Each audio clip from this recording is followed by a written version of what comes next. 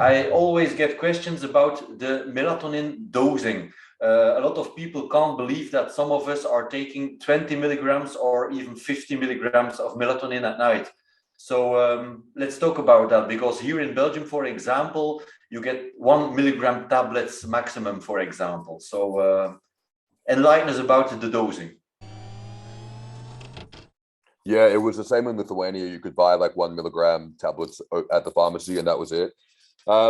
Yeah, honestly, like one of the best resources I think on melatonin is on this channel. It's Anthony Labares from like years ago. He does a great little insight on melatonin. So I'm just going to parrot a lot of what he said because it still stands true to this day. But yeah, when it comes to melatonin, like the thing with melatonin, that there's a few arguments around it, and I think that you can definitely argue all the beneficial effects that melatonin has as an antioxidant in the higher doses or even in lower doses. I mean, it has so many beneficial antioxidant effects to the body that it's definitely a health promoting supplement in that light.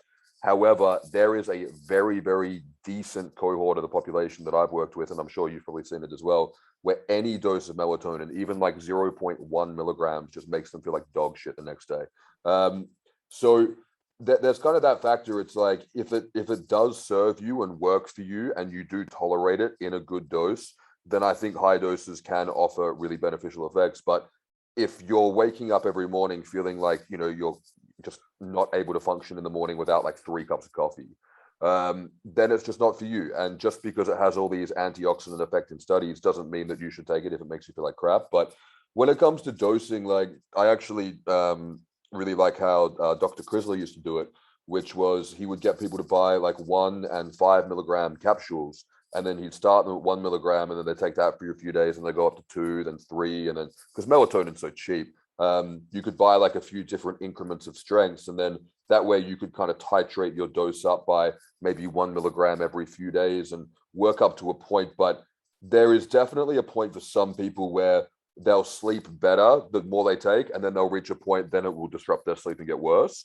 But in terms of dosing for melatonin, like I prefer the standard release, not the extended release. And the studies that I've read, it showed that the extended release metabolites lingered and disrupted it was theorized that they would then disrupt the circadian rhythm, the waking response cortisol secretion. So I prefer the instant release for that reason. And yeah, I mean, I usually recommend people start with 1 or 2 milligrams. Some people start with like the 0.3, which is considered like a physiological dose. And yeah, I've got some guys who start at 5 who want to try the high dosing. They work their way up to 10, 20, 30, 40, 50 milligrams. I think that if you're going to go into like the mega dosing realm, it probably makes sense to start checking your waking melatonin levels, like Anthony said in his video. But yeah, you just got to find out if it's something that works for you. And if it does work for you, if it makes you sleep better and you wake up feeling good, then great. But if it gives you like lethargy, mood issues, like if it makes you feel down and shitty, then don't take it. But yeah, I think it's a bit individual. Okay. And is there any combination that you recommend, like with GABA, for example? Yeah, so my sleep stack that I recommend for people is CBD oil and phosphatidylserine. So I really like people to use CBD. I dose CBD off body weight, which is something that I've come up with, so it's not based off anything else. But for sleep, for like a good sized dude, I recommend 0.5 milligram per kilogram of body weight to 1 milligram per kilogram of body weight. You can definitely take more, but you'll put a hole in your wallet as you go up, and I think you can hit diminishing returns, and you're probably better hitting a different pathway beyond about 1 milligram per kilogram, in my opinion.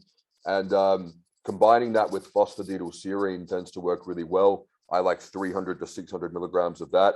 Phosphatidylserine requires omega fatty acids to enter the brain, which is found in hemp, so they go together really well. But what you're getting with that combination is something that is very well tolerated by a lot of people. I don't really consider CBD to be a botanical because it works with the endocannabinoid system. So stuff like ashwagandha, lemon balm, valerian, passion flower, all these things work in different ways for different people, but for some people they can get adverse effects and problems.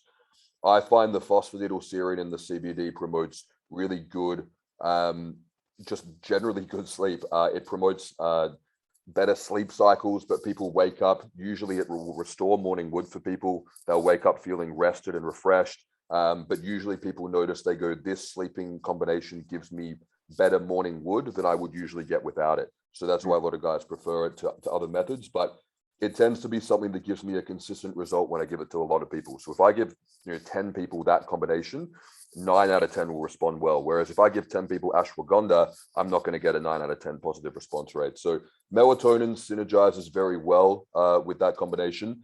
And then for people who need more sleep support beyond that, I think L-theanine in 4 to 6, 800 milligram dosing can be helpful as well. And then for occasional use, I like magnesium threonate. I'm not sold on using it daily because I think withdrawals can be an issue, but I think that's a nice button you can hit occasionally. But there's definitely a bunch of stuff in the sleep realm that you can stack and that you can use synergistically. But CBD, phosphatidylserine is kind of my foundation for sleep. And then melatonin goes very well with that. Okay, nice, thanks.